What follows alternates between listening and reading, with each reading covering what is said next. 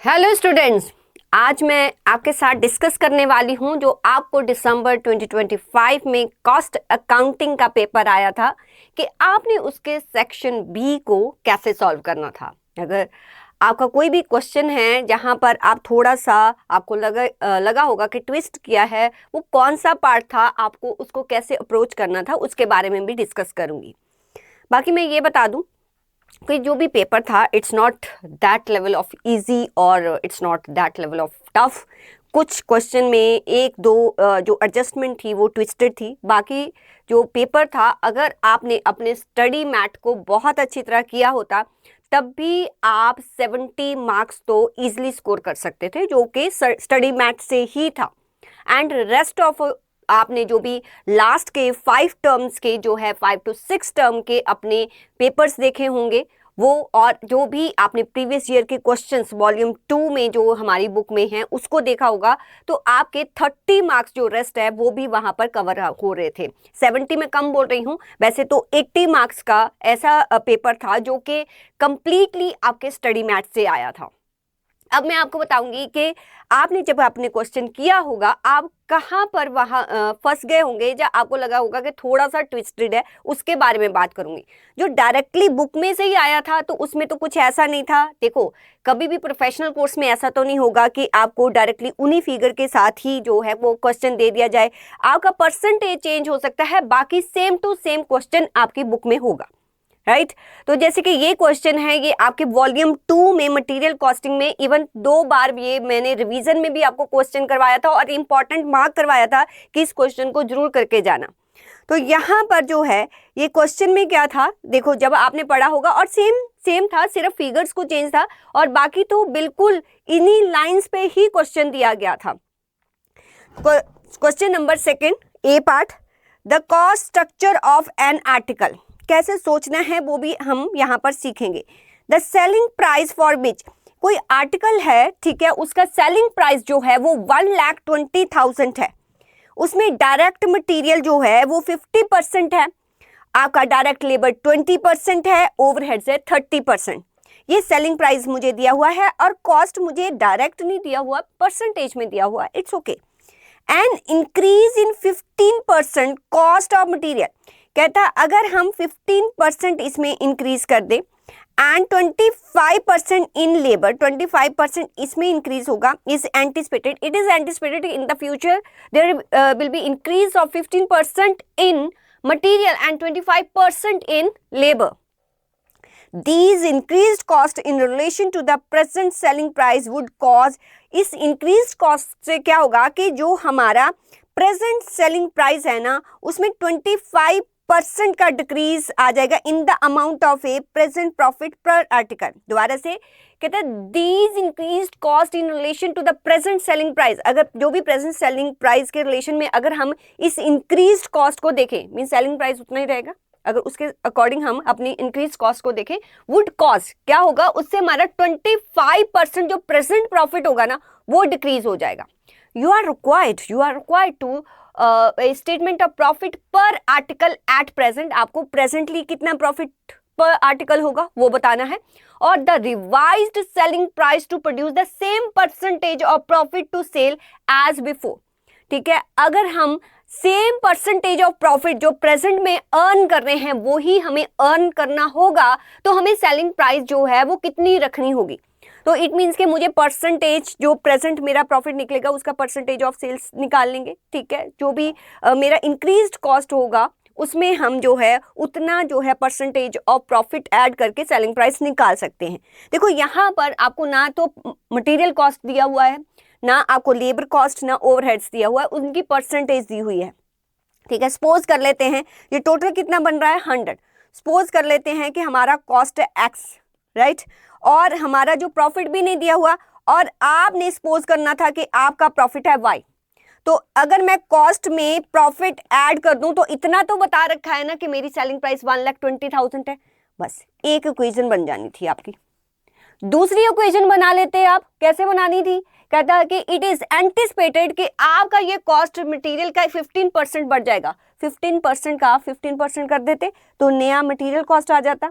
20% का 25% तो नया लेबर कॉस्ट आ जाता है, इसमें कोई चेंजेस नहीं होता, ठीक है।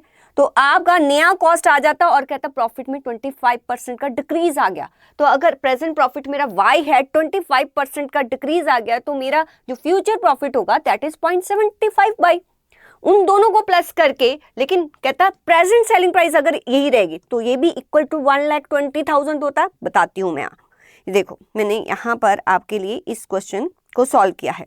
क्या करना था कि हमने ये मान लेना था कि हम अज्यूम कर लेते कि हमारा कॉस्ट है x और प्रॉफिट है हमारा y।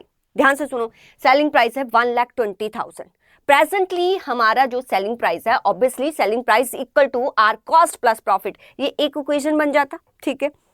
आपने क्या करना था, अपना हमने अगर कॉस्ट को x माना है तो ये हमारा प्रेजेंट जो है वो क्या हो जाता, मटेरियल 0.50x, ये 20x, ये 30x, टोटल मिला के x बन गया, ठीक है। अगर 15% इंक्रीज होगा मटेरियल में तो 15% ऑफ 50 कितना बन गया, 0.075। 25% ऑफ 20 कितना बन गया, 0.05। दोनों को प्लस करते 50x प्लस 0.075, तो हमारा न्यू कॉस्ट जो मटेरियल का बनता वो इतना, हमारा लेबर का कितना बनता 0.25x और ये सेम रहता, तो न्यू कॉस्ट हमारा इतना बनता। ऑलरेडी उसने बताया कि जो इंक्रीज इन कॉस्ट हुआ उसके अकॉर्डिंग जो हमारा जो प्रॉफिट है उसमें 25% का डिक्रीज आ गया, तो y में से 25% माइनस कर देते तो 0.75, ये दूसरी इक्वेशन बन जानी थी। बस इक्वेशन नहीं बनानी थी, इन दोनों इक्वेशन को आप सॉल्व कर देते। इन दोनों इक्वेशन को अगर मैं सॉल्व करती, अगर मैं इक्वेशन 1 को जो है 0.75 से मल्टीप्लाई करती, क्योंकि 0.75 से अगर मैं 1 इक्वेशन को मल्टीप्लाई करती, ये 0.75x आ जाता, 0.75y आ जाता, और जो 1,20,000 है उसको मैं 0.75 से मल्टीप्लाई करती तो 90,000 आ जाता, और सब्ट्रैक्ट करती थी सेकंड इक्वेशन से, तो मेरा x का वैल्यू आ जाना था और मेरे पास इक्वेशन 1 और 2 को सॉल्व करना था, बस वही बनानी आनी चाहिए थी, बाकी तो सॉर्टेड था, राइट।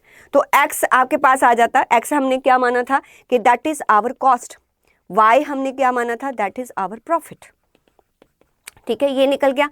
अब वो कह रहा था कि आप हमें ये बताइए कि जो फ्यूचर का सेलिंग प्राइस कितना रखे कि जो हम प्रेजेंटली प्रॉफिट अर्न कर रहे हैं सेम प्रॉफिट अर्न करें। तो आप प्रेजेंटली कितना प्रॉफिट कॉस्ट के पीछे अर्न कर रहे हो, 40,000 प्रॉफिट आप 80,000 के पीछे कर रहे हो, मीन्स 50% ऑफ जो है आप कॉस्ट का जो है प्रॉफिट अर्न कर रहे हो प्रेजेंट सिचुएशन में। तो फ्यूचर में क्या करते, फ्यूचर में हमारा कॉस्ट कितना हो जाता, जो भी x है उसको 1.125 से मल्टीप्लाई करना था, तो फ्यूचर का कॉस्ट हमारा न्यू कॉस्ट कितना हो जाता, आप 80,000 को 1.125 से मल्टीप्लाई कर देते, मीन्स फ्यूचर में हमारा कॉस्ट होता 90,000। अब 90,000 में अगर सेम परसेंटेज ऑफ प्रॉफिट हमें अर्न करना है तो 90,000 का 50% कर दो, बिकॉज दिस 50% ऑन कॉस्ट, और ये 90,000 भी मेरा कॉस्ट है, तो 50% ऑफ 90,000 45 हो जाता, 90,000 प्लस 45, तो न्यू सेलिंग प्राइस आ जाता मेरा 1,35,000। इस क्वेश्चन में जब आपने पढ़ा भी होगा, आपको सिर्फ 2 इक्वेशन बनानी थी, अगर आपको इक्वेशन बनानी आती थी तो बाकी इसमें कुछ भी नहीं था, और ये सेम क्वेश्चन दिया हुआ था, सिर्फ और सिर्फ जो है वो आपके यहाँ पर सेलिंग प्राइस में डिफरेंस था, ठीक है। तो ये आपको क्वेश्चन जो है इजीली बनने वाला था अगर आपने ध्यान से क्लास में इसको किया होता। चलिए नेक्स्ट 2 का बी पार्ट में आते हैं, ध्यान से देखो। X Limited is reviewing its stock policy. Has the following alternative available for the evaluation of stock? Okay, कहता है जो स्टॉक पॉलिसी होगी, रिव्यू कर रहा है अपनी स्टॉक पॉलिसी को। स्टॉक पॉलिसी रिव्यू करने का मतलब कि हम एट अ टाइम कितना स्टॉक रखें या कितना ऑर्डर करें, that is called the evaluating of the stock policy. And has the following alternative, उसके पास बहुत सारे ऑल्टरनेटिव अवेलेबल हैं to evaluation of stock. Purchase stock twice in a month, कहता अगर हम ट्वाइस इन ए मंथ करते हैं, ठीक है, पूरे साल में तो 24 ऑर्डर हो जाएंगे, ठीक है। देखो कॉस्टिंग इज नॉट अबाउट कि आपने वो क्वेश्चन किया है या नहीं, कॉस्टिंग इज अबाउट कि जब आप वो क्वेश्चंस कर रहे थे आपने लॉजिक समझा था कि नहीं, राइट। तो यहाँ पर क्या दिया हुआ है, आपने कैसे सोचना था। ओके, परचेज स्टॉक अगर 2 टाइम्स इन ए मंथ है, मतलब 24 टाइम्स हम, और एट ए टाइम हम कितना ऑर्डर करते हैं 400 यूनिट्स। ओके, परचेज अगर मंथली करते हैं तो 800 है, ठीक है, मंथली मतलब 12 टाइम्स हम ऑर्डर देते हैं, यही मतलब बन रहा है। परचेज एवरी 3 मंथ्स क्वार्टरली, ठीक है, 24 मंथ। देखो इसी से ही पता चल जाता है कि पूरे साल की रिक्वायरमेंट क्या होगी। मुझे बताओ 24 को 400 से मल्टीप्लाई करो, करो तो कैलकुलेटर कहाँ है तुम्हारे, 9600। 12 को 800 से करो, करो 12 इंटू 800 क्या बना 9600। अरे मतलब एनुअल रिक्वायरमेंट 9600 है, वो कह रहा है अलग अलग पॉलिसी है, अगर इतना ऑर्डर करे, इतना ऑर्डर करे, इतना ऑर्डर करे। Okay, every 3 months means 4 times in a year. Purchase 6 monthly, half yearly 2 he order होंगे। अगर परचेज एनुअली एक बार मंगवा के खत्म करो काम, 1 टाइम 1 ऑर्डर। ओके, पूछा क्या है आगे देखते हैं। कहता है it is ascertained that purchase price per unit, आपको परचेज प्राइस जो है वो पर यूनिट दी हुई है। हमारा परचेज प्राइस जो है वो कितना है, purchase price that is 40 rupees 40 for deliveries up to 2000 units. Okay, अगर अप टू 2000 यूनिट्स मतलब 2000 तक कितनी भी डिलीवरीज मंगाओ आपको परचेज प्राइस इतना ही मिलेगा। इससे क्या समझे, मतलब जब क्वेश्चन पढ़ रहे हो ना दिमाग में होना चाहिए। इससे हम क्या समझे कि अगर हम 400 यूनिट्स मंगवाएंगे तो 40 पड़ेगा, 800 मंगवाएंगे तो 40 पड़ेगा। आगे का देखेंगे, आगे का देखेंगे आगे। And 5% discount is offered by supplier on the whole order where the deliveries are 2001 to 4000। Means 2001 जैसे ही 2000 से 1 यूनिट्स आप ऊपर जाते हो और 4000 तक आप डिलीवरी करते हो तो 5% डिस्काउंट मिल जाता। तो 40 का 5% बताइए कितना परचेज प्राइस होता, कितना परचेज प्राइस होता, 2 रुपीज का डिस्काउंट, इट्स अ 38 हो जाता। ओके नेक्स्ट, एंड फिर उसने कहा कि 10% reduction on total order for delivery in excess, अगर 4000 से ज्यादा मीन्स 4000 1 2 3 कुछ भी हो सकता है, तब आपको 10% मिलता, मीन्स 4 रुपीज का जो है डिस्काउंट मिलता। तो इस केस में मेरा परचेज प्राइस कितना हो जाता, 36। बस 3 केस थे, ये आपको बता दिया था। ऐसे साथ साथ में आपके दिमाग में टेबल बनना चाहिए था। Each purchase order incurs administration cost, means जब भी हम ऑर्डर करते हैं तो हमें 250 रुपीज हर ऑर्डर पे पड़ता है। This is ordering cost 250 rupees. Interest on capital and other storage, जितना भी स्टोरेज करने के लिए जो कैपिटल आपने लिया, ये वो लिया, उसका कॉस्ट कितना है 12.50 per unit average stock quantity है। ठीक है, उसने ना डायरेक्टली आपको कैरिंग कॉस्ट दिया था 12.50 और ऑर्डरिंग कॉस्ट दिया था 250। ठीक है, ये आपके पास आ गया। एनुअल रिक्वायरमेंट आपने निकाल ली, एनुअल रिक्वायरमेंट 9600 यूनिट्स। इतने सारे आपने क्वेश्चन किए EOQ, तो ये क्वेश्चन क्या था आपके सामने, बस जैसे आपको क्लास में बताया गया था कि आपको ये चीजें पता होनी चाहिए। बाकी कुछ भी पूछे अरे निकाल लेंगे। क्या पूछ रहा है, देखते हैं क्या पूछ रहा है। क्या पूछा है उसने, कहता calculate the optimum order size. Optimum order size कितने पर हम ऑर्डर करें। ऑब्वियसली अगर इसने हमें ऑप्शन दे दी, ऑलरेडी बता दिया कि हम 400 करते हैं, 800 करते हैं, 2400 करते हैं, 48। EOQ नहीं निकालना था यहाँ, सिर्फ ये निकालना था कि अगर आप 400 यूनिट्स ऑर्डर करोगे तुम्हारा टोटल कॉस्ट कितना है। ठीक है, 800 करोगे तो टोटल कॉस्ट कितना है, 2400 करोगे तो टोटल कॉस्ट कितना है, 48 करोगे तो टोटल कॉस्ट कितना है। परचेज प्राइस डिफरेंट है। कैरिंग कॉस्ट जो है वो 12.50 है। अच्छा, कैरिंग कॉस्ट जो है कैसे निकालते हो आप, कैरिंग कॉस्ट कैसे निकालते हो, जितनी क्वांटिटी आप ऑर्डर करते हो उसको डिवाइडेड बाय 2, जो भी पर यूनिट कैरी कॉस्ट पड़ता है वही। ऑर्डरिंग कॉस्ट टोटल कैसे निकालते हो, जितने आपने ऑर्डर किए, इस केस में 24 ऑर्डर किए इंटू 250 कर देना। इस केस में कितने ऑर्डर किए आपने, 12 ऑर्डर किए तो 250 कर देना, इसमें 250। हर जगह पर आपको इसको 2 से डिवाइड करके 12.50 से कर देते कैरिंग कॉस्ट। ठीक है, इसके जितने ऑर्डर्स है उसको 250 से ऑर्डरिंग कॉस्ट, कैरिंग कॉस्ट और ऑर्डरिंग कॉस्ट हर लेवल पर आपका निकल जाना था। जो परचेज कॉस्ट है वो भी डिफरेंट थी ना। अब देखते कि 400 यूनिट्स जो है अगर आप करते हो तो पूरे साल 9600 यूनिट्स है, आपको 40 रुपीज पे मिलेंगे। ठीक है, अगर इसके बीच में जाते हो तो 38, इसके बीच में जाते हो तो 36। बस तीनों जो जितनी भी ऑप्शन थी ना, ये कॉलम बना लेते, purchase cost, ordering cost, carrying cost, add कर दो, जो मिनिमम था वो आंसर था। तो कैसे निकालना था, आइए मेरे साथ। उसने सब कुछ दे रखा था, EOQ भी नहीं आपसे पूछा था। 400, 800, 2400, 4800, 9600। एवरी केस में पूरे साल का परचेज कॉस्ट तो 9600 पे ही आएगा। 9600 और इंटू 40, इस केस में भी 40। जैसे ही 2000 से ऊपर जाता है तो 38 पड़ता है। ठीक है, जैसे ही 4000 से ऊपर जाता है तो 36। ये परचेज कॉस्ट निकल जानी थी। फिर ऑर्डरिंग कॉस्ट है number of order. Number of order कैसे निकालते हो कि 9600 को 4 से डिवाइड कर दो, ठीक है। 9600 अदरवाइज तो वैसे तो दिया ही हुआ था कि हम इतने टाइम से, अगर 9600 मेरा बच्चा 9600 को 400 से डिवाइड करते तब भी तो 24 आता। वैसे तो सीधा सीधा उसने लिख भी रखा है जैसे मैंने आपको बताया, ठीक है। जितने भी आप जो ऑर्डर करते हो, जितनी क्वांटिटी एट ए टाइम, जितनी आपकी एनुअल रिक्वायरमेंट है उसको डिवाइड कर दो, ये नंबर ऑफ ऑर्डर आएंगे उतने 24, 12, 4 वही आएंगे जो मैंने अभी बताया। मल्टीप्लाई बाय 250 कर देते तो आपकी ऑर्डरिंग कॉस्ट आ जानी थी। कैरिंग कॉस्ट, कैरिंग कॉस्ट कैसे आती है? जो आप ऑर्डर करते हो एट ए टाइम उतना ही तो आप अपने स्टॉक में हेल्ड करोगे, तो उसको डिवाइडेड बाय 2 जो भी आपको कैरिंग कॉस्ट है उससे मल्टीप्लाई कर देते। तो this is your total cost to holding this much of quantity, 400, 800, 2400 and so on। जिसमें आपको मिनिमम कॉस्ट आता बस आप लिख देते कि आपको इतना जो है वो एट ए टाइम ऑर्डर करना चाहिए, क्योंकि इस केस में आपका जो टोटल कॉस्ट है वो मिनिमम आता है। This is the answer of this question. Clear? चलिए next, third.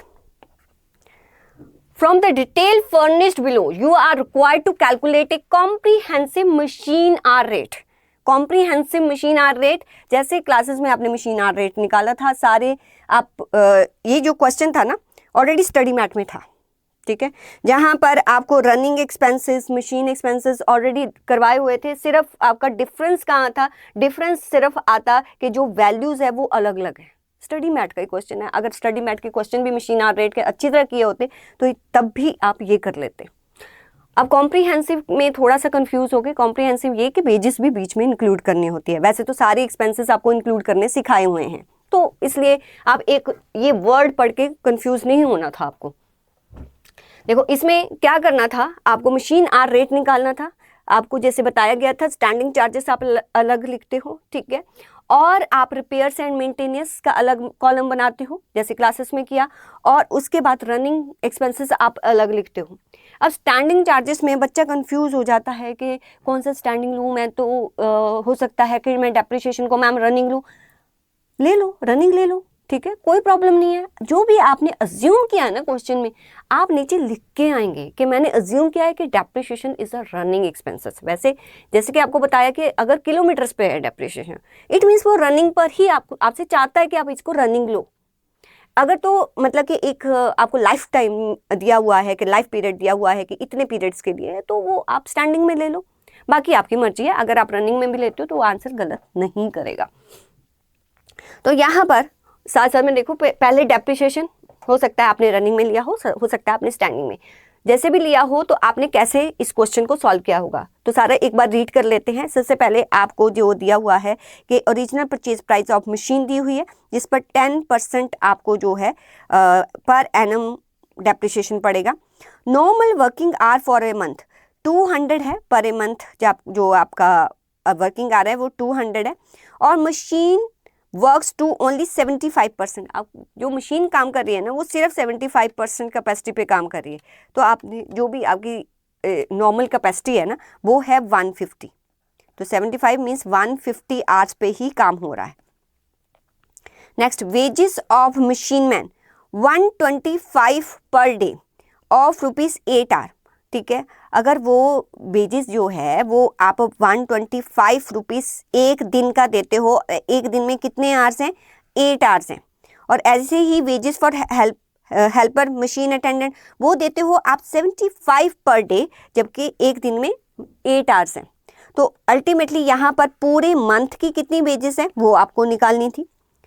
Power cost for a month दी हुई है, तो आपको यहाँ पर देखो, अगर वर्किंग आवर्स जो है ना, normal working hours for a month 200 hours जो कैपेसिटी है, आपको सिर्फ अगर मंथ में दिया हुआ है ना तो आपको नहीं मशीन आवर रेट में मंथली निकालना था, तो इन सभी एक्सपेंसेस को मंथ्स पे ले जाते। तो पावर कॉस्ट जो है पूरे मंथ की दी हुई है, ये सीधी सीधी दे रखी थी, आपको सिर्फ कैलकुलेशन यहाँ पर करनी थी, ये वाली कैलकुलेशन। यहाँ पर आपको आई थिंक ये आपको थोड़ा ट्विस्टेड लगा होगा, मैंने बताया ना कि कहाँ पर आपको थोड़ी प्रॉब्लम लगी होगी, तो इस वाले पार्ट में लगी होगी, पक्का है।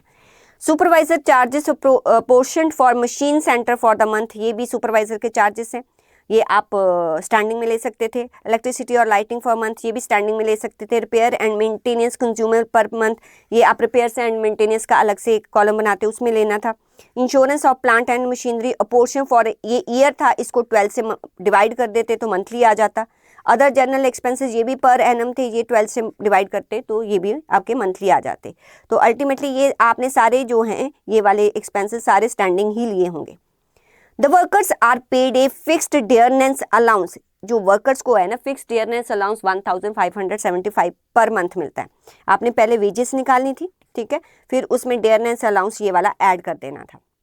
प्रोडक्शन बोनस जो पेबल करते हैं हम वर्कर को, वो equal to 33.33% means 1/3 of basic wages और डियरनेस अलाउंस, जो भी बेजिस आती और डियरनेस अलाउंस इसका ऐड कर देते और 1/3 और ऐड कर देते तो वेजेस आ जाती, टोटल वेजेस हमारी आ जाती। Add 10% of basic wage dearness allowance against the leave wage and holiday pay to arrive a comprehensive labor wage for debit to production। कहता और भी 10% आपको ऐड करना है, तो 10% जो भी वेजेस टोटल आती है उसका 10% एक और ऐड कर देते तो आपके पास टोटल वेजेस जो आप हेल्पर को देते हैं या अपनी लेबर को देते हैं वो आ जाता। तो सिर्फ वेजेस वाला भी पार्ट इसमें था, बाकी क्वेश्चन जो है आपका इजीली सॉल्व होने वाला था। तो चलिए आपको कैसे सॉल्व करना था तो देखते हैं। आपने सुपरवाइजर के चार्जेस तो ऐसे ही ले लेने हैं, इलेक्ट्रिसिटी भी लिख लेना है। इंश्योरेंस आपको एनुअली दिया था, आपको मंथली निकालना था। अदर जनरल एक्सपेंसेस आपको जो एनुअली दिए थे मंथली निकालने थे। डेप्रिसिएशन 10% था, दैट इज एनुअल, 12 से डिवाइड कर देते तो पर मंथ आपका डेप्रिसिएशन आ जाता। तो आपकी जितनी कैपेसिटी पे काम हो रहा है 150 आवर, तो आप देख लेते कि 1 आवर के लिए आपने कितना चार्ज करना है। फिर आपके रनिंग चार्जेस आ जाते, जो भी आपका पावर कॉस्ट है, जो आपका रिपेयर्स है, अब वो लिख देते। सिर्फ आपका इम्पॉर्टेंट पॉइंट क्या था, ये वाला वेजेस कैलकुलेट करना। तो इनको कैसे कैलकुलेट आपने करना था, वो उसने आपको बोला है कि 8 आवर्स एक दिन के लिए, ठीक है। तो वर्कर ने पूरे मंथ में कितने टोटल आवर्स होते हैं 200, राइट, 200 आवर्स होते हैं और वर्कर काम कितना करता है 8 आवर्स, ठीक है। टोटल 200 आवर काम होता है और एक दिन में काम किया जाता है 8 आवर्स। तो टोटल जो वर्कर है हमारा उसने कितना काम किया होगा, तो उसने कितना काम किया होता 25 डेज और एक दिन की वेजेस कितनी मिलती है 125 और यहाँ पर एक दिन की वेजेस कितनी मिलती है 75। देखो वर्कर जो है जब 8 आवर्स अगर आपकी ऑर्गेनाइजेशन में प्रेजेंट है, ठीक है, तो आपको उसको पैसा देना पड़ेगा। आप 75% पे काम करो, 50% पे काम करो, उससे कोई लेना देना नहीं। आइडल टाइम आप निकालते हो ना, तो आपको 200 आवर्स लेके ही इसको करना था कि 200 आवर्स पूरे मंथ में होते हैं, एक दिन में होते 8 आवर्स, मीन्स वर्कर कितने दिन आएगा 25 डेज। बस यही एक पॉइंट था जो आपको याद रखना था, बाकी इसमें कुछ भी नहीं था, ये एक पॉइंट था आपका, राइट। तो 25 एक दिन का 125, 25 इंटू 75 और आपको डीए तो दिया ही हुआ था दोनों का, प्लस कर देते। फिर उसने बोला था कि बोनस जो है वो 1/3 ऑफ दिस, इसका 1/3 कर देते। फिर आपको अदर जो उसको लीव पेमेंट देनी थी वो 10% ऑफ दिस वो कर देते, तो दोनों का आपका वेजेस आ जाता कि आपकी वेजेस कितनी हैं, राइट। तो ये वाला वेजेस जो दोनों हैं वो आपने यहाँ पर लिख देना था।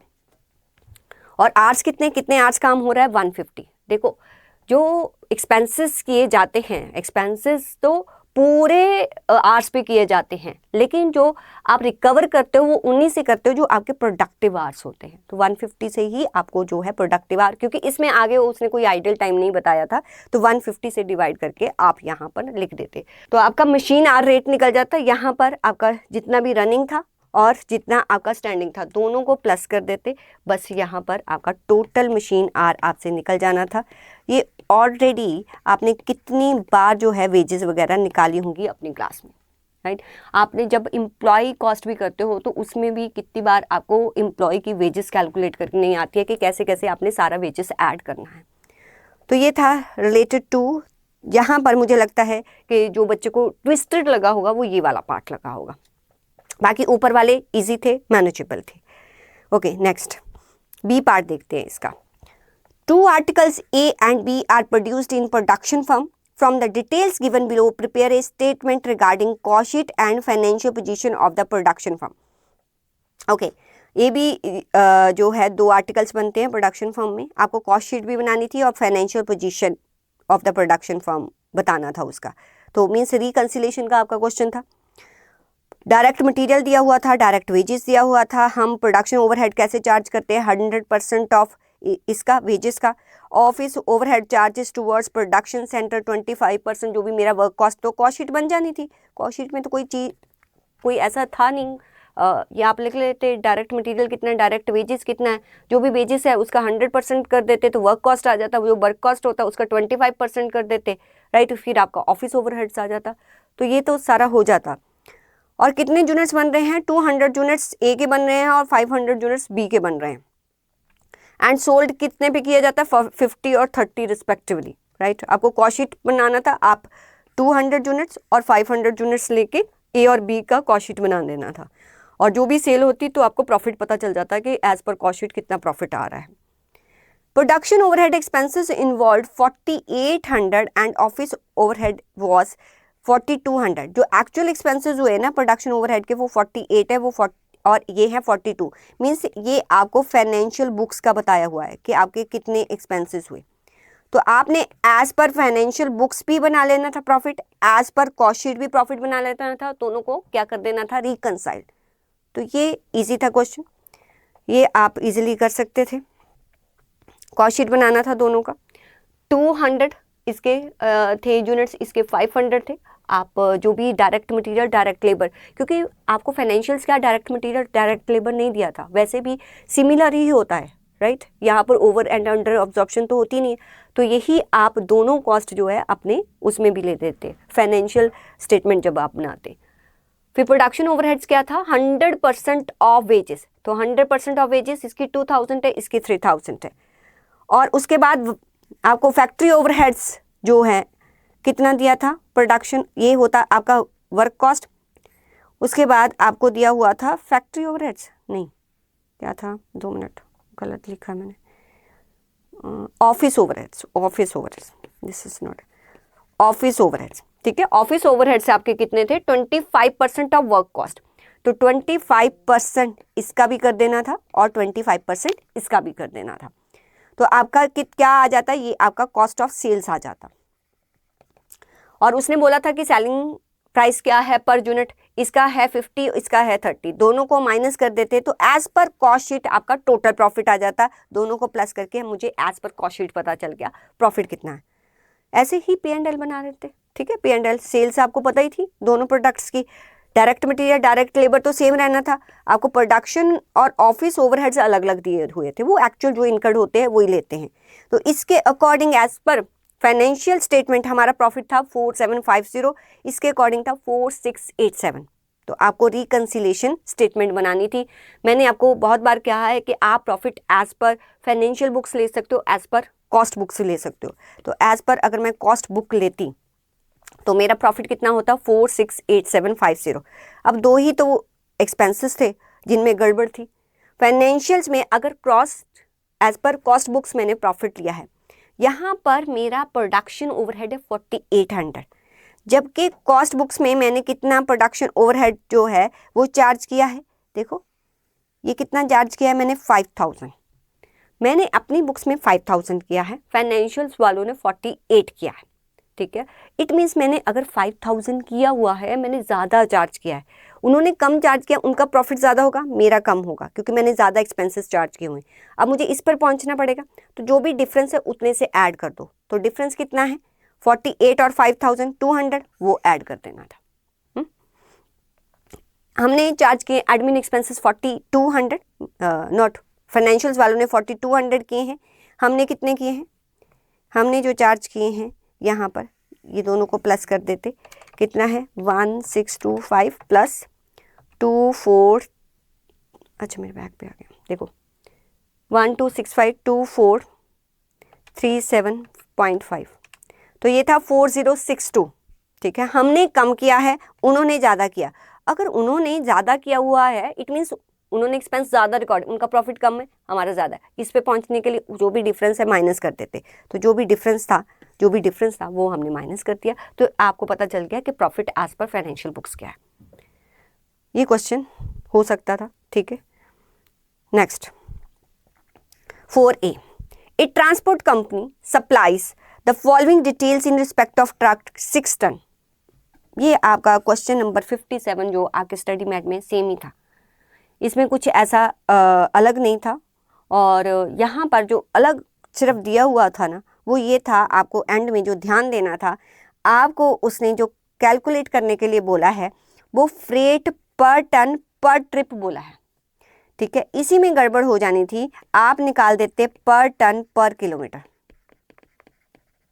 अगर पर टन पर किलोमीटर भी निकाल देते, ठीक है, तो पर टन पर किलोमीटर अगर आपने निकाला तो टोटल किलोमीटर्स देख लेते कितने हैं, तो उससे मल्टीप्लाई कर देते, तो आपको पर टन पर ट्रिप मीन्स एक ट्रिप में कितने किलोमीटर्स है ना, उससे आप मल्टीप्लाई कर देते तो आपका आंसर ठीक है। सिर्फ ये देखना था, ये देखना था कि उसने किलोमीटर नहीं पूछा, उसने पूरे एक ट्रिप का पूछा हुआ है, ठीक है। ये तो बहुत बार हमने देखा है कि पर पेशेंट हम प्रॉफिट कैसे निकालते हैं, तो इस चीज को सिर्फ आपने ऑब्जर्व करना था। बाकी सारा क्वेश्चन सिमिलर है जैसे आपके स्टडी मैट में दिया हुआ है, ठीक है। इस क्वेश्चन को एक बार रीड कीजिए।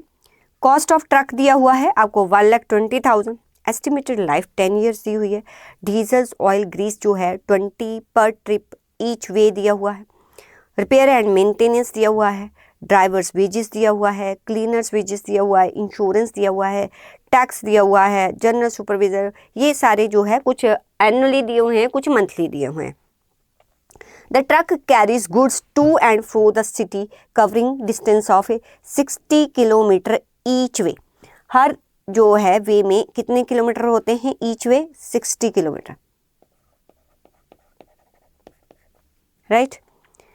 On onward trip freight is available to the extent of full capacity. आपका जो ऑनवर्ड है तो फुल कैपेसिटी पर ही जाता है, जब मीन्स जब गाड़ी जाती है, राइट, तो फुल कैपेसिटी मतलब 6 टन फुल कैपेसिटी पर होता है। ऑन रिटर्न 25%, रिटर्न में जब आप वापस आता है, ठीक है, तो उसका जो वो होता है वेट होता है वो 20 ऑन 25%, तो 6 का 25% कर दो, तो 6 का आपने 25% किया, मीन्स आते टाइम सिर्फ 1.5 टन होता है, तो अल्टीमेटली 6 प्लस 1.5 7.5 टन जो है वो एग्जैक्टली आपका वेट होता है। जो अगर हम 60, क्योंकि देखो truck carries goods to and fro covering a distance of 60 kilometre each way, तो 60 किलोमीटर जाना और 60 किलोमीटर आना, टोटल कितना था? 120 किलोमीटर्स, राइट। तो यहाँ से आप क्या निकाल लेते, अपने टन किलोमीटर्स आपने निकाल लेने थे, ठीक है, जैसे कि क्लासेस में हमने किया हुआ है। 60 किलोमीटर्स, ओके, तो कितना जा रहा है? हम मंथ का निकाल रहे हैं कि पूरे साल का निकाल रहे हैं? Let me check. 2600 per month है, 600 जनरल सुपरवाइजर। अब आपको यहाँ पर ये तो नहीं दिया हुआ कि अगर डे मंथ है उसमें कितने डे लेने हैं, ये मिसिंग है यहाँ पर। अदरवाइज वो दे देता कि 25 डे वो ऑपरेट करता है या 30 डेज।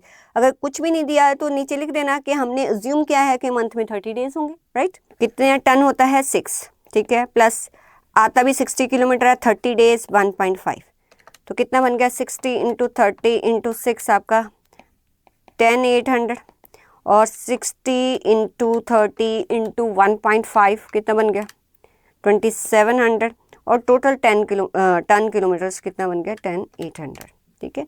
आप दो तरह से इस क्वेश्चन को कर सकते थे, वो मैं आपको बता देती हूँ। जैसे ये 13,500, बस फिर पूरा आपने कॉस्ट निकालना था पूरे मंथ में कितना होता। जैसे कि ये पर एनम दिया हुआ है, इनको 12 से डिवाइड कर देते, इसको भी 12 से डिवाइड कर देते, इसको भी 12 से डिवाइड कर देते। बाकी जो आपको कॉस्ट दिया हुआ है ट्रक का 1,20,000 था, ठीक है, 10 ईयर्स के लिए था, तो आपका 1/12 1 मंथ का आपका डेप्रिसिएशन निकल जाता। डीजल ऑयल ग्रीस आपको 20 जो है वो पर ट्रिप ईच वे दिया हुआ है, एक वे जो है वो कितना है, तो आपको अगर ₹20 पर ट्रिप ईच वे दिया हुआ है तो टोटल आपके कितना यहाँ पर लगेगा? आप जाते वक्त ₹20 है, आते वक्त 20 है, ठीक है। 30 डेज जो है ऑपरेट करते हैं, 2 से मल्टीप्लाई कर देते क्योंकि जाना और आना, ठीक है। तो आप अराउंड 60 टाइम आते जाते हो, तो 6 इंटू 2 आपका कितना हो जाता? अराउंड 1200, ठीक है। तो ये आपका क्या निकल जाता है? डीजल ऑयल ग्रीस जो है वो निकल जाता। तो यहाँ पर आपने इस क्वेश्चन को कैसे करना था, एक बार जहाँ चेक कर लेते हैं, कहाँ पर है। देखिए ये आपका डीजल ऑयल, आप ना जाते वक्त 20 रुपीज़ लगे, आते वक्त मीन्स जाना और आना, और पूरे जो आप मंथ में कितनी बार ऑपरेट करते हो 30 टाइम्स, तो ये 1200 निकल जाता। बाकी सारा आपको जो एक्सपेंसेस दिया था वो डायरेक्ट ही दिया हुआ था, तो सारे एक्सपेंसेस लिखते तो ये आपका बन जाना था 5250। अब इसको दो तरह से सॉल्व कर सकते थे। एक तो आप 5250 को जो भी आपके टन किलोमीटर्स निकले हैं, कितने निकाले हैं 13,500, उससे डिवाइड कर देते। ठीक है, अगर मैं 5250 को डिवाइड कर दूं 13,500 से, तो आपका 0.3888 समथिंग जो है वो टन किलोमीटर आ जाता।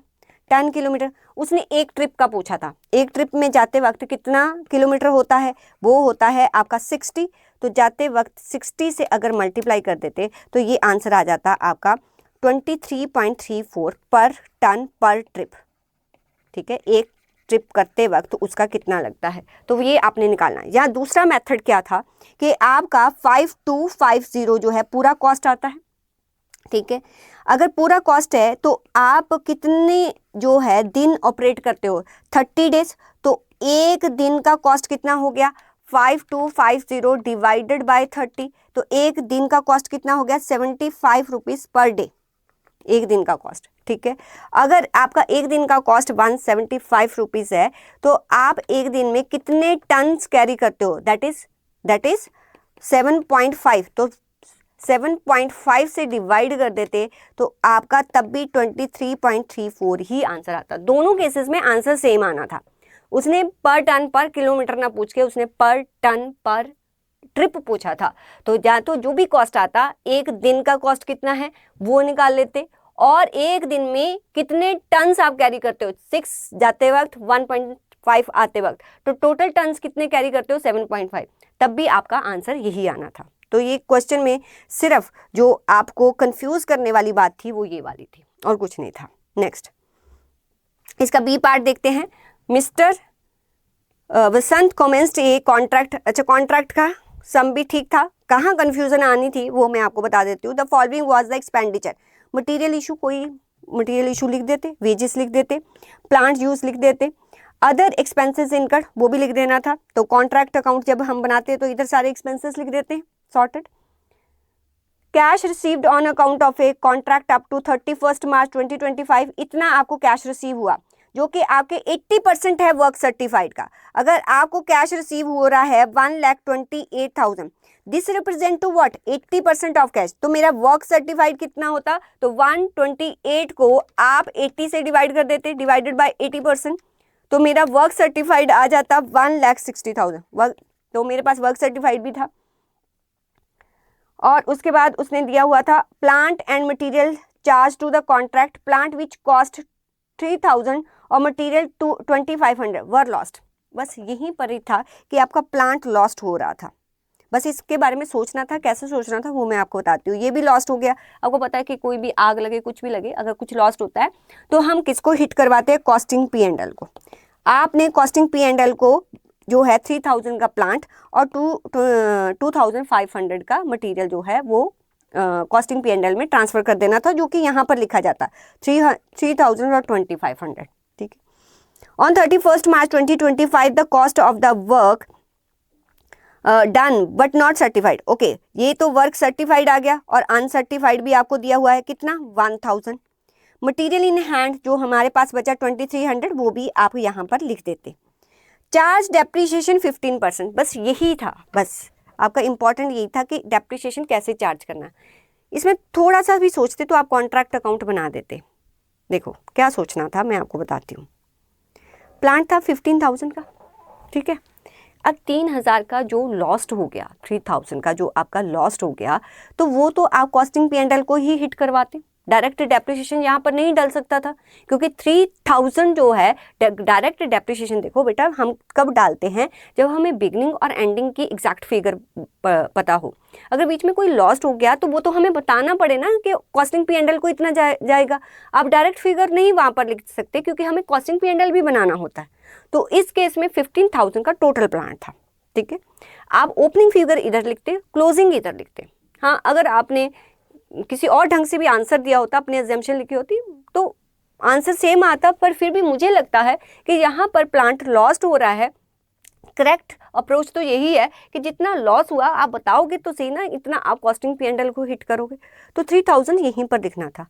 अब ये 3000 क्वेश्चन ये अराइज होता था कि जो ये 3000 है ये बिगिनिंग में लॉस्ट हुआ या एंड में लॉस्ट हुआ, बस उसके अकॉर्डिंग इसका क्लोजिंग बैलेंस बनना था।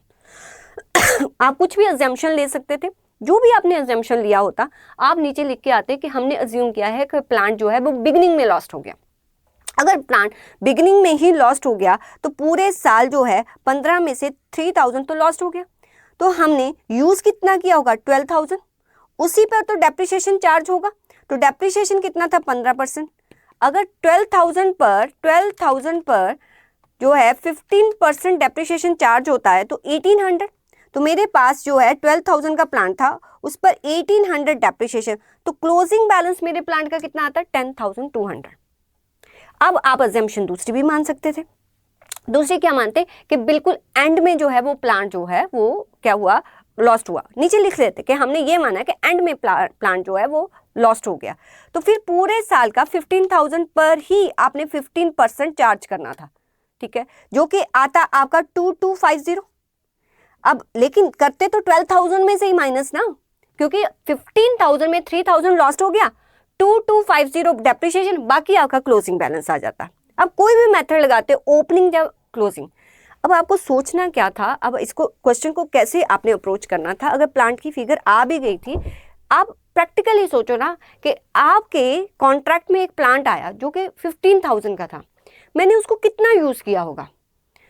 एक एग्जाम्पशन ले लेते, चलो बिगनिंग में जो है लॉस्ट हो गया, अगर हमने ये एग्जाम्पशन ली, अगर बिगनिंग में 3000 का लॉस्ट हो गया तो 15,000 तो मैंने यूज नहीं किया, तो 3000 तो मैं इधर लिख दूंगी, तो अल्टीमेटली 12,000 का ही बन रहा है, ठीक है। तो उस 12,000 पर डेप्रिसिएशन चार्ज करके उसको माइनस करके वही तो मेरा क्लोजिंग बनेगा 10,200, तो वही मेरा क्लोजिंग बनेगा।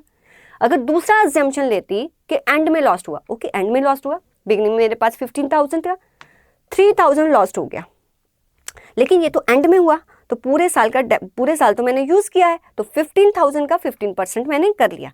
बट क्लोजिंग में ये 3,000 तो मैंने अलग लिख दिया ना, तो 15,000 में 3,000 तो माइनस करोगे, फिर जितना आपने डेप्रिसिएशन जितना यूज किया वो माइनस करना, तो क्लोजिंग स्टॉक।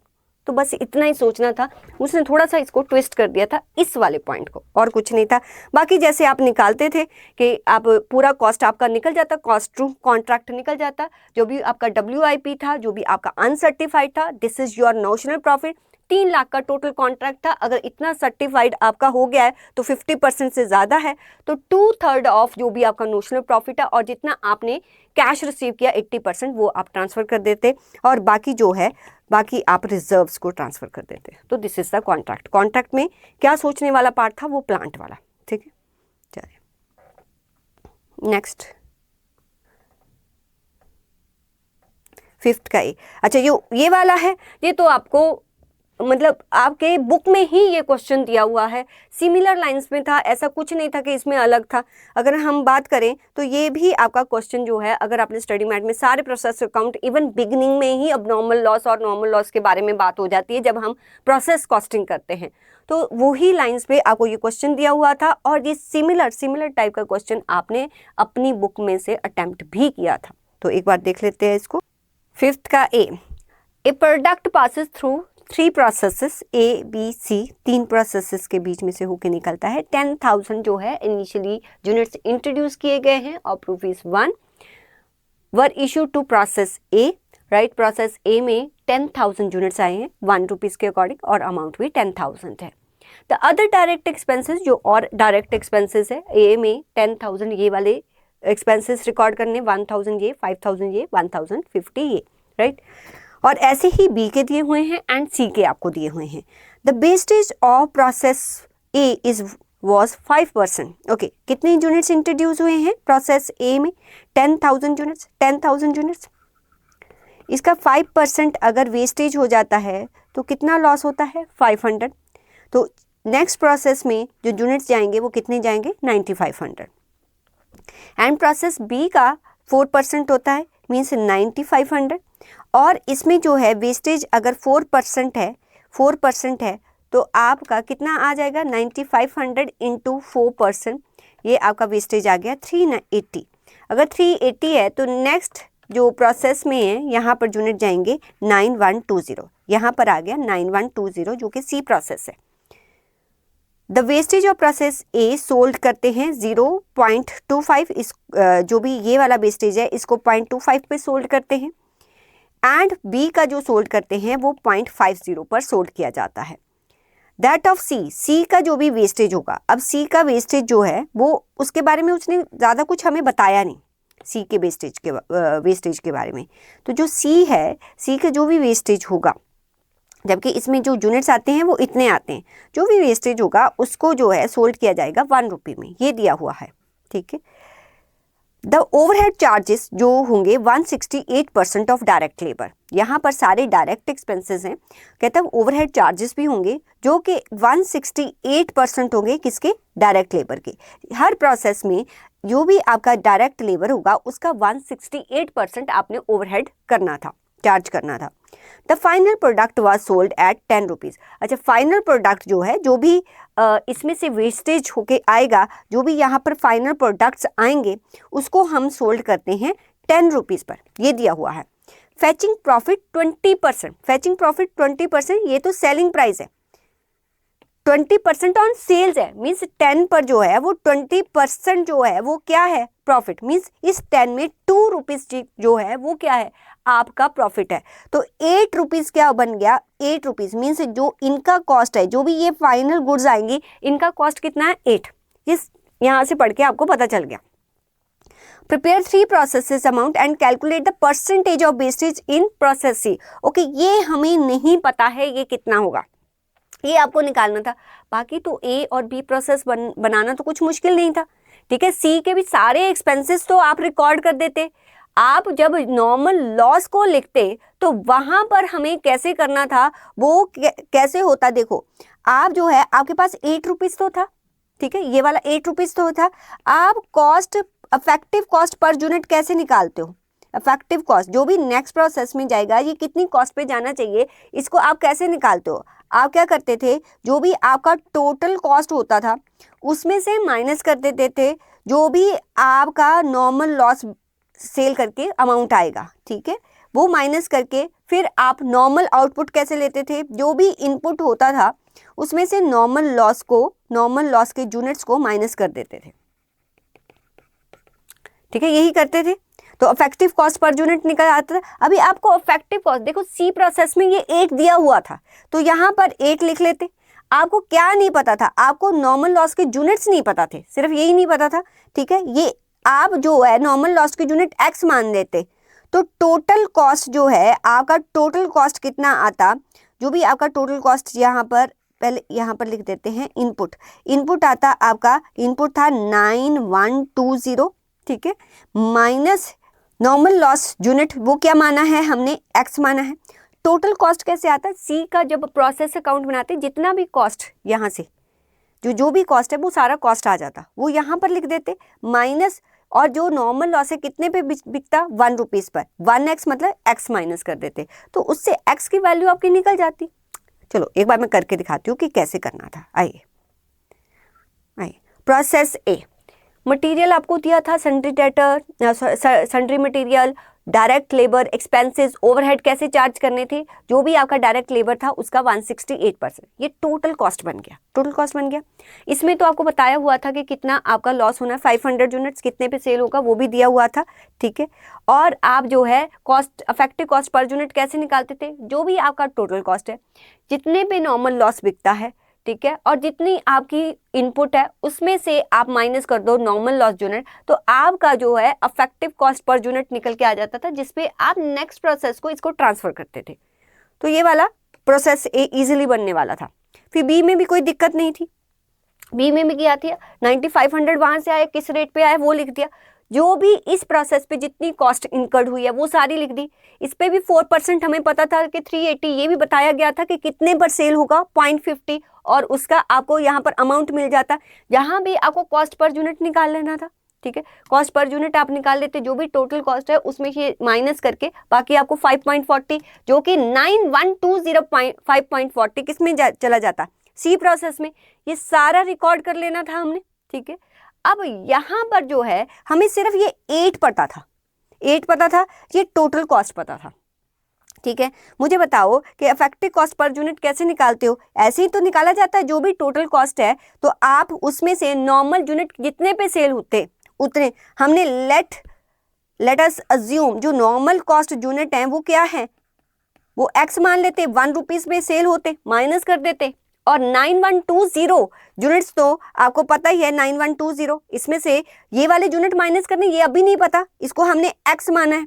तो जब आपको ये इफेक्टिव कॉस्ट जो है ऑलरेडी पता है कि वो 8 रुपीज़ है, देखो वो है 8, 69768 माइनस एक्स 9120 माइनस एक्स, तो बस इसमें से x की वैल्यू निकाल लेते जो कि आपका आ जाता 456। आप यहाँ पर 456 1 डाल देते, बाकी सारा निकल जाना था। बस जो आपका ये वाला फॉर्मूला था ना, ये जो cost effective cost per unit है, उसी से ही आपको पता चल जाना था कि वेस्टेज, उसने पूछा था परसेंटेज ऑफ वेस्टेज कितनी है, तो 456 किस पर वेस्ट होते हैं, जितने इनपुट आया इस प्रोसेस में 9120, 100 पर कितना होता 5%, ये आपने निकालना था, ठीक है। ये सिमिलर क्वेश्चन आपके स्टडी मैट में था, तो ये आपसे बन जाना चाहिए था, इसमें ऐसा कोई ट्रिकी पॉइंट नहीं था। ओके, इसका बी पार्ट, अच्छा बी पार्ट भी जो यहाँ पर दिया हुआ है, ये भी आपके स्टडी मैट में ही ऐसे बहुत सारे क्वेश्चन थे, ये भी वहीं से बनना चाहिए था। मैं कौन से क्वेश्चन कह रही हूँ कि स्टडी मैट से बनने चाहिए थे, ये भी स्टडी मैट से बनना चाहिए था। The standard labour employment and actual labour engaged 40 hour week for a job, ठीक है, 40 आवर जो है पर वीक है for job are as under skill, semi skill, unskilled, ठीक है। फिर आपके स्टैंडर्ड आउटपुट दिया हुआ है 2000 यूनिट, बट आपने एक्चुअल आउटपुट कितना है 1800 किया है। अब नॉर्मल आइडल टाइम कितना है 2 आवर्स, इट मीन्स के 40 आवर्स का आप वेजेस देते हो, जो आपका आइडल टाइम है वो 2 आवर्स है, इट मीन्स वो काम तो सिर्फ कितना करता है 38 आवर्स ही आपका लेबर काम करता है। आपको लेबर कॉस्ट वेरिएंस निकालना था, लेबर एफिशिएंसी और आइडल टाइम, तो आपको जैसे कि क्लासेस में बताया गया था, आप तो यहाँ पर कैसे लिखना था, देखो standard rate into standard hour for actual output, याद करो जब हम ये टेबल बनाते थे, standard rate into revised standard hour, standard a rate into actual hours worked, क्योंकि इसका इसके साथ एफिशिएंसी के लिए, और standard rate into actual hour paid और actual rate into actual hour paid. बस सभी जगह पर जो जो इन्फॉर्मेशन है फटाफट आपने भर देनी थी, ठीक है, कोई मुश्किल नहीं था। स्टैंडर्ड रेट आपको पता था, स्टैंडर्ड रेट क्या है, ये हर जगह पर स्टैंडर्ड रेट भरते थे 30, 50, 45, 30, 15। वैसे इसकी रिक्वायरमेंट नहीं थी, ये निकालने की आपको ज़रूरत नहीं थी क्योंकि पूछा ही नहीं था, तो आप इसको इग्नोर कर देते क्वेश्चन में, क्योंकि आपको इसको डिफरेंस और किसका है, इसका और इसका डिफरेंस, ये हमारा क्या होता है एफिशिएंसी वेरिएंस, ठीक है। इसका और इसका वेरिएंस ये आइडल टाइम वेरिएंस होता है, इन दोनों का डिफरेंस आपका कॉस्ट वेरिएंस होता है। तो आपने इग्नोर क्या करना था, ये आपको कैलकुलेशन करने की जरूरत नहीं थी, यही सब करना था, ठीक है। मैं थोड़ा सा इसको क्लियर कर दूं सो दैट मैं आपको समझा पाऊँ। हाँ, आपको कैसे निकालना था, इसको हम इग्नोर कर देते हैं क्योंकि रिक्वायरमेंट नहीं थी। तो यहाँ पर स्टैंडर्ड रेट 45, 30 और 15, यहाँ भी 45, 30, 15, 45, 30, 15। एक्चुअल रेट आपको दिया हुआ है, this is the actual rate 50, 35 और 10। एक्चुअल आर पेड कितना करते हो, देखो कितने वर्कर्स हैं, ये 50 हैं, कितने आवर्स जो हैं आते हैं 40, क्योंकि ये एक्चुअल आर पेड, वर्क 38 होता है। एक्चुअल आर पेड के लिए कैसे करना था, आप इन दोनों को मल्टीप्लाई कर देते, 50 इंटू 40 तो कितना हो जाता है आपका 2000 एंड सो ऑन, सारा लिख देते, ये इजिली आ जाता। नेक्स्ट फिर एक्चुअल आर पेड, ये भी सेम आ जाता, फटाफट लिख देते, ठीक है। क्वेश्चन करने के लिए 10 मिनट से ज़्यादा का टाइम चाहिए नहीं था इसमें। और एक्चुअल आर वर्कड, अरे एक्चुअल आर तो यही लेने, एक्चुअल नंबर ऑफ एम्प्लॉयज़ तो यही लेने हैं, लेकिन एक्चुअल आर वर्कड 38, इसको आप 38 से मल्टीप्लाई करके यहाँ पर लिख देते, तो यहाँ पर एक्चुअल आर वर्कड आ जाते, ठीक है। अब इससे अगर आपका टाइम शॉर्टेज भी था तो इससे तो आइडल टाइम वेरिएंस एकदम से निकल जाना था, आप आइडल टाइम वेरिएंस निकाल देते। और यहाँ पर बचा क्या है, सिर्फ इतना ही तो निकालना था, standard hour for actual output. Standard hour for actual output का फॉर्मूला क्या होता था कि आपका जो भी एक्चुअल आउटपुट है मल्टीप्लाई बाय, बोलो बोलो बोलो, कि आपका budgeted hour for 1 unit of output निकालना था, ऑफ आउटपुट। और मैराथन में भी मैं ये चीज समझाई थी कि सिर्फ इसको ध्यान देना, क्वेश्चन में कुछ नहीं होता, जल्दी से सॉल्व हो जाएगा, ठीक है। तो question budgeted hour for 1 unit of output कैसे निकालना था। अब यहाँ स्पेस नहीं बची, मैं आपको बता देती हूँ। यहाँ पर देखो, अगर 65, देखो 65 कैसे निकालते हैं कि 65 कितना आवर्स काम करते हैं, ये टोटल इनपुट है। ऐसे ही तीनों वर्कर्स लिख लेते, स्किल्ड, अनस्किल्ड, सेमी स्किल्ड और अनस्किल्ड। तो यहाँ पर 20 × 40 आ जाता है, यहाँ पर 50 × 40 आ जाता है। ये है इनपुट, और ये मिलके कितना इनपुट बनाते हैं, आउटपुट बनाते हैं 2000। अगर 2000 यूनिट्स ही बनाना था, ठीक है, तो 1 यूनिट के लिए कितने आर लगते, बस वो आ जाता आपका budgeted input for 1 unit of output, that's it, ठीक है। उसको एक्चुअल आउटपुट, जो आपका एक्चुअल आउटपुट था उससे मल्टीप्लाई कर देते। कैसे करना था यहाँ पर दिखाती हूँ। देखो ये 2600 आ गया, ये 800, ये 600। आपका आउटपुट कितना होता है 2000, तो 1 यूनिट के लिए कितना चाहिए था, स्किल्ड का 1.30 आवर्स, सेमी का 0.40 और इसका 0.30। अगर आपने 1800 यूनिट्स ही बनाने थे तो कितने आपको आवर्स लगने चाहिए थे, स्टैंडर्ड आर 2, 3, 4, 0, 720 एंड 540, ठीक है। ये क्लासेस में एक्सप्लेन है, यहाँ मैंने सिर्फ बताया कि आप फटाफट से कैसे करते, बस जो भी आपने टेबल बनाया था उसमें ये सारा फिट कर देते, ठीक है। ये वाला अमाउंट टोटल करके और ये वाला अमाउंट, ठीक है, ये दोनों माइनस करके आपका कॉस्ट वेरिएंस आ जाता। इन दोनों को माइनस करने, इसको और इसको माइनस करने पर आपका एफिशिएंसी वेरिएंस आ जाता, और इन दोनों को माइनस करने पर आपका आइडल टाइम वेरिएंस आ जाता, जो कि आपको पूछा हुआ था। आपको कॉस्ट वेरिएंस, आपको जो यहाँ पर ये एफिशिएंसी वेरिएंस और आइडल टाइम वेरिएंस तीनों निकल जाता। तो 10 मिनट्स तो बहुत ज़्यादा बोल रही हूँ, ठीक है, उसमें भी कम, सिर्फ कैलकुलेशन में 40 से मल्टीप्लाई करना, उसमें गलती ना होती तो आपका ये क्वेश्चन जो है जल्दी से निकल जाता। वो कैसे प्रैक्टिस करनी है, जितनी बार आप इन स्टैंडर्ड कॉस्टिंग के क्वेश्चन को सॉल्व करते, आपका वो प्रैक्टिस उतना ही स्ट्रांग हो जाता। तो ये भी आपके मैथ से क्वेश्चन था, ये भी ईजिली आप कर सकते थे, इसमें कुछ ऐसा ट्विस्टेड नहीं था।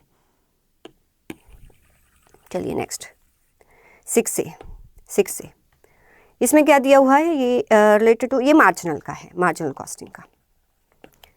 India limited engaged in A production activity and analysis of their accounting reveals variable cost कितना है 20, जो फिक्स्ड कॉस्ट है वो 50,000 है पर ईयर, ठीक, फॉर द ईयर, पूरे साल के लिए। कैपेसिटी 2000 यूनिट्स पर ईयर पर वो ऑपरेट कर रहा है। सेलिंग कॉस्ट है 70। Okay, find the break even point. ये तो सिंपल था, ब्रेक इवन पॉइंट किसके इक्वल टू होता है, फिक्स्ड कॉस्ट और कंट्रीब्यूशन पर यूनिट।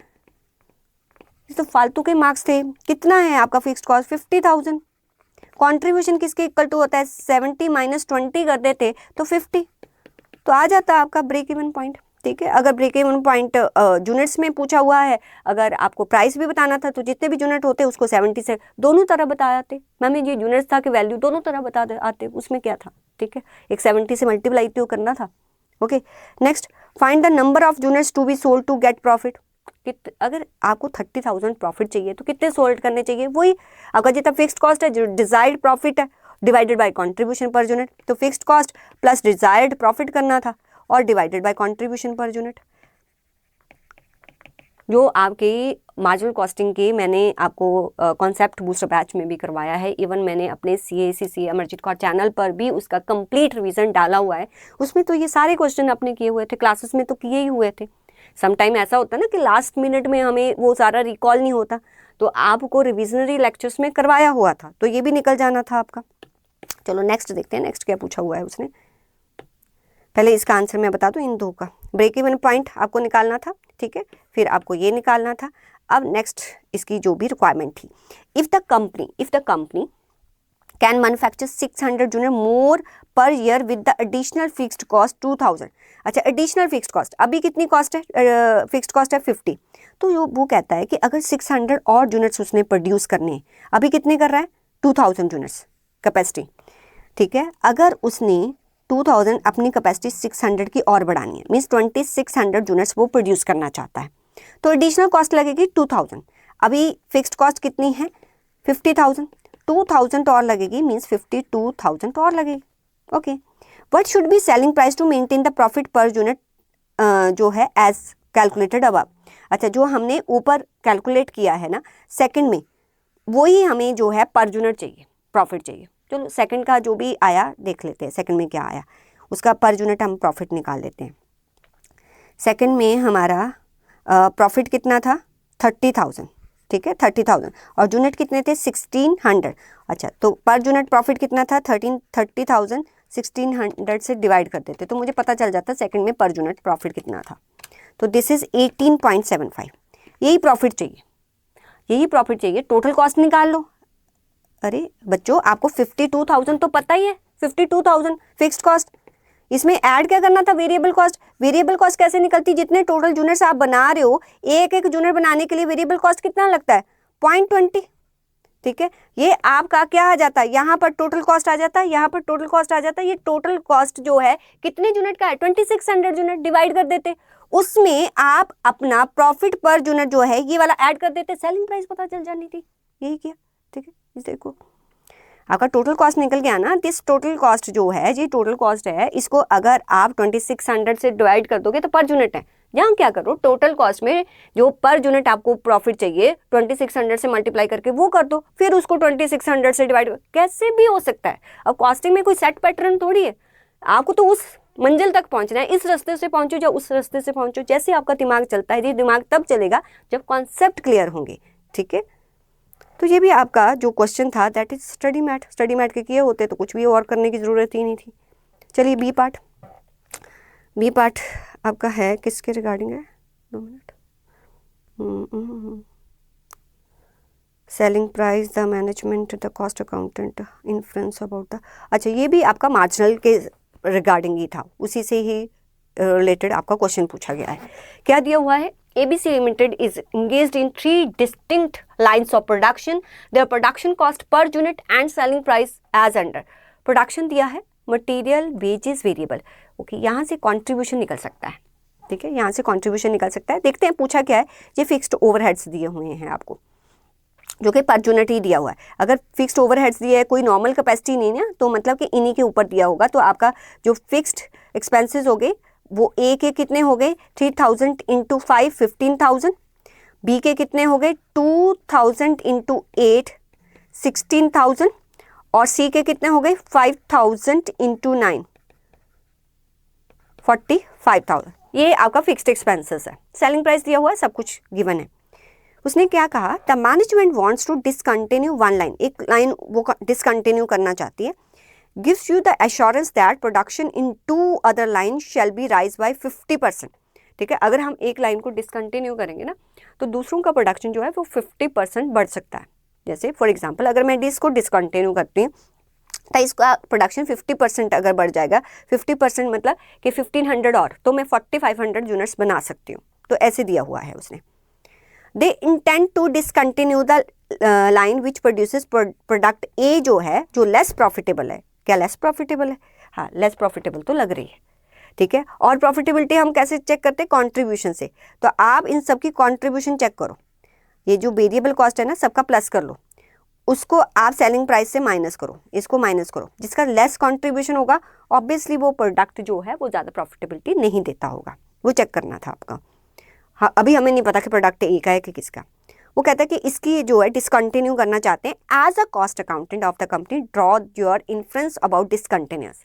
ओके, ऐसा करते हैं, हम प्रोडक्ट ए का कंट्रीब्यूशन निकाल लेते हैं कि कितना है। अगर उसका कंट्रीब्यूशन कम है तो हम लिख देंगे कि अगर प्रोडक्ट ए को हम डिसकंटिन्यू करते हैं एज, क्योंकि इसकी प्रॉफिटेबिलिटी और कंट्रीब्यूशन दोनों ही लेस है, देन अगर इस को डिसकंटिन्यू करते हैं और हम दूसरे प्रोडक्ट्स को जो है प्रोड्यूस करते हैं, फिर इसका 50% इंक्रीज हो जाएगा। अगर इनको 50% इंक्रीज करते तो प्रॉफिटेबिलिटी कितनी होगी। जब हम इन तीनों को बना रहे थे, कैसे करना था, जब आप तीनों को बना रहे थे तो प्रॉफिटेबिलिटी कितनी थी वो निकालो पहले, ठीक है, प्रेजेंट सिचुएशन। फिर अगर डिसकंटिन्यू कर देते हो आप प्रोडक्ट ए को तो प्रॉफिटेबिलिटी कितनी होगी सेकेंड सिचुएशन। फिर दोनों को कंपेयर करके आप बता देना, अपना इन्फ्लुएंस दे देना था। तो देखते हैं इस क्वेश्चन को कैसे करना था। ये भी सिंपल था, स्टडी मैथ से ही होने वाला था। टोटल, जैसे मैंने आपको बताया कि टोटल फिक्स्ड कॉस्ट निकाल लेना। आप किसी भी प्रोडक्ट को कंटिन्यू करो या डिसकंटिन्यू करो, फिक्स्ड कॉस्ट तो आपको इनकट करनी ही पड़ेगी। तो आप पहले आप प्रॉफिटेबिलिटी निकालते कि अगर तीनों जो प्रोड्यूस हो रहे हैं अगर वो प्रोड्यूस होते रहेंगे तो आपका कंपनी का प्रॉफिटेबिलिटी कितना है। तो सेलिंग प्राइस और आपने क्या माइनस कर दिया इनमें से, इनका वेरिएबल कॉस्ट, तो कंट्रीब्यूशन पर यूनिट आ गया। अभी भी देखो तो ए का कंट्रीब्यूशन कम है, राइट। और इनका जो है टोटल कंट्रीब्यूशन कैसे आएगा, 13 into 3000 units, 13 into 3000, 22 into 2000, 18 into 5000, ये टोटल कंट्रीब्यूशन है। कंट्रीब्यूशन में से अगर मैं फिक्स्ड एक्सपेंसेस कंपनी के माइनस कर दूं, this is my profitability overall company की। ये मेरा प्रेजेंट सिचुएशन था। सेकेंड सिचुएशन में वो क्या कह रहा था कि 50% इंक्रीज कर देते, तो बी का 50% अगर मैं इंक्रीज करती तो ऑब्वियसली ये 4500 हो जाता, ये 4500 हो जाता। नहीं, बी के कितने हैं, आई डोंट नो बी के कितने हैं,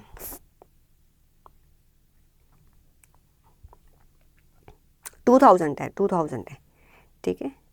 देखो यहाँ 2000 आना 3000 ही चाहिए था, हाँ ठीक है। 50% में इंक्रीज कर दी थी, जहाँ 150% 2000 का कर दूँ तब भी 3000 है, 5000 को 7500 मीन्स अब मैं जो है ए को डिसकंटिन्यू कर दूंगी तो बी और सी के इसके 3000 इसके 7500 यूनिट्स बनाऊंगी। कंट्रीब्यूशन तो वही रहेगा, कितने भी यूनिट्स बनाओ, इसका 22 था, इसका 18 था जो कि हमने प्रीवियसली कैलकुलेट किया था, तो टोटल कंट्रीब्यूशन आ जाता। उसमें फिक्स्ड कॉस्ट में तो कोई चेंजेस नहीं आ रहा था, ठीक है, वो माइनस कर देते। अब प्रॉफिटेबिलिटी कितनी थी, 1,25,000 मीन्स प्रोडक्ट ए को डिसकंटिन्यू करने पर आपकी प्रॉफिटेबिलिटी पे में कितना इंक्रीज हुआ वो लिखना था। फिर आप अपना इन्फ्रेंस दे देते कि हाँ ये राइट है कि आप अगर प्रोडक्ट ए को डिसकंटिन्यू कर देते because it gives less contribution and the profitability of whole organisation increase by this amount while we are discontinue the product A, वो आपको देना था।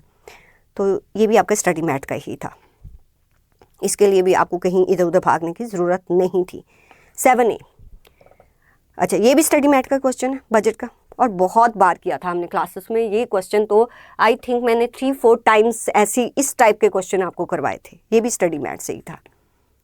From the following data calculate the cash position at the end of April May June. आपको अप्रैल May जून इन तीनों months का जो है कैश बजट बनाना था, ठीक है।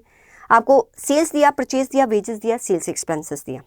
तो जब आप कैश बजट बनाते हो, ठीक है, आपको तीनों मंथ लिखने थे, अप्रैल मई एंड जून। अप्रैल का डेफिनेटली आपको ओपनिंग बैलेंस ऑफ कैश दिया होता, अप्रैल का जो क्लोजिंग बैलेंस होता वो मई का ओपनिंग बन जाता, मई का जो क्लोजिंग होता वो जून का ओपनिंग बन जाता। कहता है सेल्स 10% रियलाइज्ड होती है in the month of sales, जिसमें सेल्स होती है। अगर मुझे इन तीनों का बनाना है मेरे बच्चे, तो जो सेल्स है इसका 10% कैश सेल्स तो आप रिकॉर्ड कर लेते, इतना आपको कैश आता, इसका भी 10%, इसका भी 10%। बाकी जो रिमेनिंग बच जाता वो क्या कहता है, balance equally realise to 2 subsequent months, 2 subsequent months में रियलाइज होता है। मीन्स इसका जो भी 90% बच जाता उसका जो है 2 सब्सिक्वेंट मंथ, मतलब कि कुछ आपको यहाँ पर मिलता, कुछ यहाँ पर। ऐसे भी इसके साथ भी तो हुआ होगा कि इसका जो 90% है कुछ यहाँ मिला होगा, कुछ यहाँ पर। ऐसे इसका जो 90% यहाँ मिला होगा, यहाँ मिला होगा। और क्लास में हमने टेबल बनाया था कि ये हम कैसे निकालेंगे, आइए मैं आपको दिखा भी देती हूँ। आपने यहाँ पर मंथ लिखने थे, फरवरी, मार्च, अप्रैल, मई, जून, ठीक है। क्रेडिट सेल लिखना था, क्रेडिट सेल जो भी आपकी टोटल सेल्स थी उसमें 10% माइनस करके ये क्रेडिट सेल अपनी लिख देते। तो क्रेडिट सेल्स के बारे में वो क्या कह रहा है कि आप जो है अगर इसका जो है आपके हाफ, क्योंकि मुझे अप्रैल मई जून में देखना है कि कितना कितना मिला, फरवरी का जो हाफ है वो मार्च में मिला होगा और बाकी अप्रैल में, तो मीन्स इस 1,08,000 का मुझे अप्रैल में मिला होगा। ऐसे ही मार्च का जो है वो हाफ यहाँ मिला होगा, यहाँ मिला होगा। अप्रैल का जो है उसका हाफ यहाँ मिला होगा, यहाँ मिला होगा। और मई का जो है वो हाफ यहाँ और आगे, जून का तो मिल नहीं सकता, आगे बनाना नहीं, बस इन दोनों को प्लस कर देते तो क्रेडिट सेल से आपको कितना अमाउंट आ रहा है वो भी मिल जाता। बस कैश सेल्स लिख दिया, क्रेडिट सेल्स लिख लिया, तो ये हमारी रिसीट हो गई। नेक्स्ट उसने क्या बोला, इवन जो आपकी बुक में क्वेश्चन है उसमें तो लेंथी है थोड़ा, इसमें तो फिर भी उसने ईजी करके दिया था।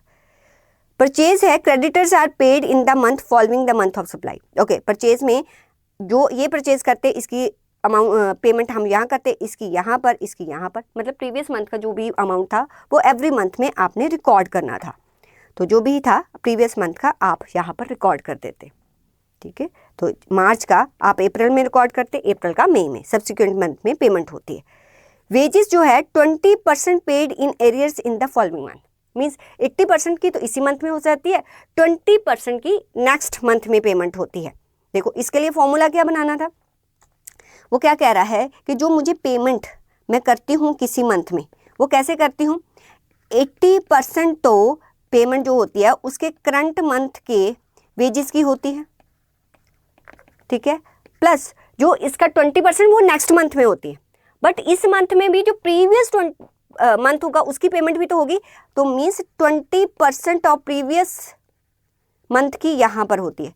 तो ये फॉर्मूला डेवलप हो गया, ये फॉर्मूला डेवलप हो गया। आपने क्या करना था, अगर मुझे, मैं थोड़ा सा क्लियर कर दूँ यहाँ पर, अगर मुझे वेजेस निकालनी थी तो अप्रैल की निकालनी है, फॉर्मूला क्या कहता है कि 20% ऑफ प्रीवियस मंथ इसका कर देना और 80% इसका, तो 20% इसका और 80% इसका, इन दोनों को प्लस कर देते तो हमारे पास आ जाता वेजेस कितनी पे हो रही है।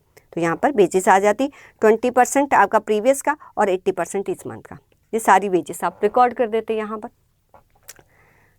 उसके बाद आपको क्या बताया है, sale expenses paid in the month itself, sale expenses तभी हो रहे हैं तो जिस मंथ के हैं उस मंथ में रिकॉर्ड कर लेते हैं आप। इनकम टैक्स 20,000 पेबल इन जून, क्योंकि जून में पे किया तो उसमें रिकॉर्ड कर देते 20,000। डिविडेंड 12,000 इन जून, वो भी आप जून में रिकॉर्ड कर देते। Income from investment 2,000 received half yearly, मार्च और सितंबर में आती है, मार्च और सितंबर का तो हम बना ही नहीं रहे, इग्नोर कर दो इसको। कैश बैलेंस आपको ओपनिंग 40,000 दिया हुआ था, बस कुछ भी नहीं था इसमें, बस 40,000 ये दिया था। जो रिसीट है वो ऐड कर देते, जो पेमेंट है वो लेस कर देते, ये क्लोजिंग आ गया। ऐसे ही अदर मंथ्स का कर देना था। ये काफ़ी इजी क्वेश्चन आया था आपको बजट का। और describe the scope of cash 5, cash का मैंने पूरा आपको क्या करवाया था, प्रैक्टिस करवाया था, ठीक है, और कैसे क्वेश्चंस लिखने हैं वो भी बताए थे, तो ये भी आप लिख सकते थे, मैनेजेबल था।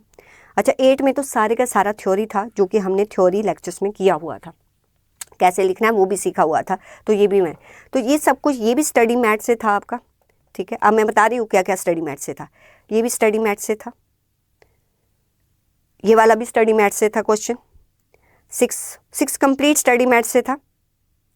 और अगर मैं 5 की बात करूँ स्टडी मैथ से था 6, देखो 5, 6, 7, 8 स्टडी मैथ से थे।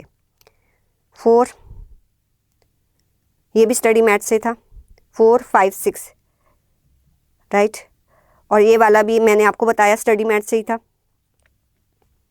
3 भी स्टडी मैथ से था।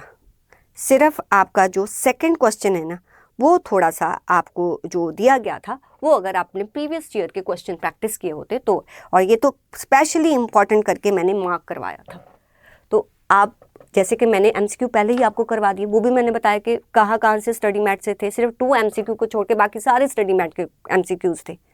तो आप सोचो ना कितना पार्ट, तो आपका 80% पार्ट तो स्टडी मैथ से आता है, क्यों नहीं उसको इज्जत देते हो, क्यों नहीं उसकी एक एक लाइन को पढ़ते हो, क्यों नहीं उसके सभी क्वेश्चन को आप बार बार सॉल्व करते हो।